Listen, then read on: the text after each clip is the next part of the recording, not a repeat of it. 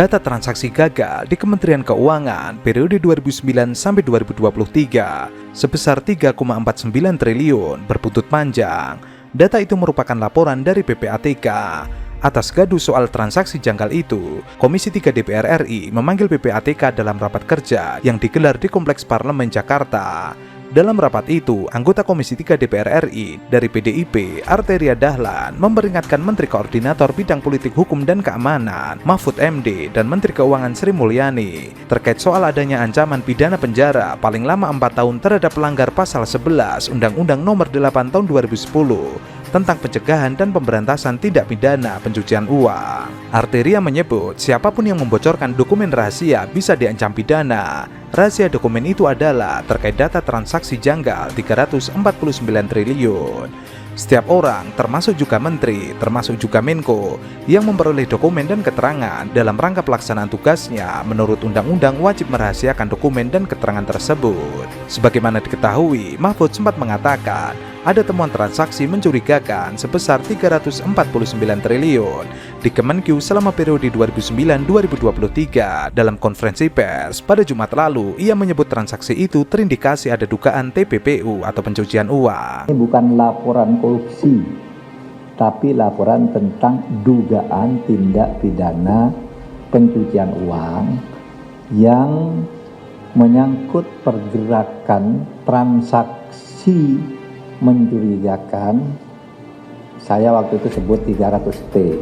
Sesudah diteliti lagi, transaksi mencurigakan itu ya lebih dari itu, 349T mencurigakan. Jadi jangan berasumsi bahwa wah Menteri Kementerian Keuangan korupsi 349T. Enggak, ini transaksi mencurigakan, dan itu banyak juga melibatkan dunia luar, orang yang punya sentuhan-sentuhan dengan mungkin orang Kementerian Keuangan. Tidak hanya Mahfud MD, Menteri Sri Mulyani bahkan mengungkapkan ada 300 surat dari PPATK terkait nilai transaksi mencurigakan sebesar 349 triliun yang dikirim pada 13 Maret 2023. Dari perusahaan atau badan atau perseorangan yang tidak ada di dalamnya orang Kementerian Keuangan. Jadi ini transaksi ekonomi. Artinya PPATK menengarai adanya transaksi di dalam perekonomian, entah itu perdagangan, entah itu pergantian properti, ditengarai ada mencurigakan, dan itu kemudian dikirim ke Kemenku supaya Kemenku bisa memfollow up, menindaklanjuti sesuai dengan tugas dan fungsi kita.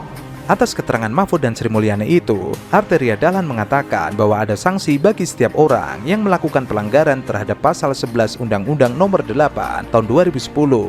Di sisi lain, Perkumpulan Masyarakat Anti Korupsi Indonesia berencana melaporkan pimpinan PPATK ke Badan Reserse Kriminal Polri. Pelaporan itu bakal dilayangkan oleh Maki menindaklanjuti pernyataan Arteria Dahlan terkait potensi pidana PPATK yang telah membocorkan dokumen TPPU yang bikin kembar publik. Ini adalah sebagai bentuk ikhtiar Maki dalam membela PPATK bahwa apa yang dilakukan benar, dan kalau ini dikatakan tidak benar oleh DPR, maka dirinya akan mencoba dengan logika terbalik mengikuti arusnya DPR dengan melaporkan PPATK kepada kepolisian.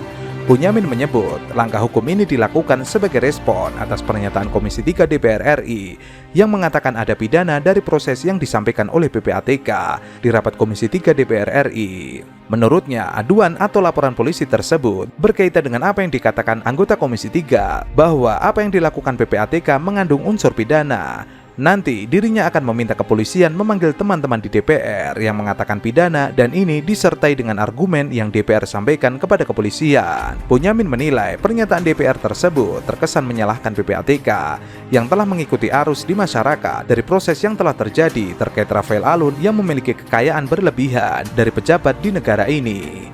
Dari kejadian itu, kemudian masyarakat menagih kinerja PPATK yang ternyata telah melakukan penyelidikan transaksi keuangan sejak tahun 2012 dan bahkan telah melakukan perhitungan sejak tahun 2009 di mana ditemukan nilai transaksi mencurigakan sebesar 349 triliun yang dikirimkan kepada pihaknya pada 13 Maret 2023. Boyamin meyakini apa yang dilakukan oleh PPATK tidak termasuk pelanggaran hukum pidana karena apa yang disampaikan adalah secara global, tidak orang perorangan yang berdampak merugikan satu orang karena rahasianya dibuka. Mestinya apa yang telah diungkapkan oleh PPATK ini, DPR menyambutnya dengan gegap gempita dan menindaklanjuti oleh panitia khusus untuk memberikan pengarahan kepada penegak hukum, menindaklanjuti bukan malah sebaliknya. Sementara itu, Komisi 3 DPR RI berencana membentuk panitia khusus buntut heboh isu adanya transaksi mencurigakan sekitar 300 triliun di Kementerian Keuangan. Wakil Ketua Komisi 3 DPR, Desmond Mahesa mengatakan, pansus ini bertujuan menelusuri sumber pidana asal dugaan pencucian uang itu.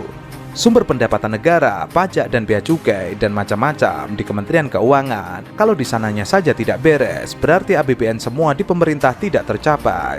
Maka persoalan ini harus dipansuskan agar pertanggungjawabannya tidak menguap seperti sekarang. Desmond mengatakan, sejumlah persoalan sebelumnya menguap begitu saja. Ia berharap Presiden Jokowi dapat mengambil langkah terkait dugaan pencucian uang ini, usai terbentuknya pansus. Ini bicara tentang sumber pendapatan negara. APBN kita minus terus. Ternyata tikusnya ada di sana. Maka informasi PPATK itu jadi sangat penting bagi Komisi 3 dan masyarakat untuk melihat berapa banyak yang dimain-mainkan ya oleh Departemen Keuangan. Nah, data ini bukan angka 300 triliun lebih aja, tapi kita akan lihat materi substansinya daripada 300 itu. Kalau dilihat laporan beberapa kali rapat kita dengan PPATK, PPATK ini kan sangat bagus, luar biasa, proaktif, selalu memberikan informasi yang bagus kepada penegak hukum. Tapi sebaliknya, penegak hukum tidak terlalu serius merespon tentang catatan-catatan PPATK, ya. Ini juga tolong sekretariat dicatat rapat-rapat kita dengan mitra, kejaksaan, kepolisian, KPK. Kita akan tanya ini, agar ke depan apa catatan-catatan yang diberikan PPATK itu jadi dasar juga di samping rekomendasi-rekomendasi BPK. Agar ini bisa jadi bahan rapat-rapat kita dalam rangka penegakan hukum, dalam rangka meningkatkan pendapatan negara untuk mencegah kebocoran-kebocoran yang ada di sektor penegakan hukum. Kalau tadi dibilang bahwa ini ada unsur pencucian uang, ada pertanyaan yang bukan wilayah PPATK. Ada wilayah polisi, ada wilayah Kejaksaan Agung, ada wilayah KPK. Jadi data yang ingin saya minta nanti adalah bagian bahan rapat kita untuk menseriusi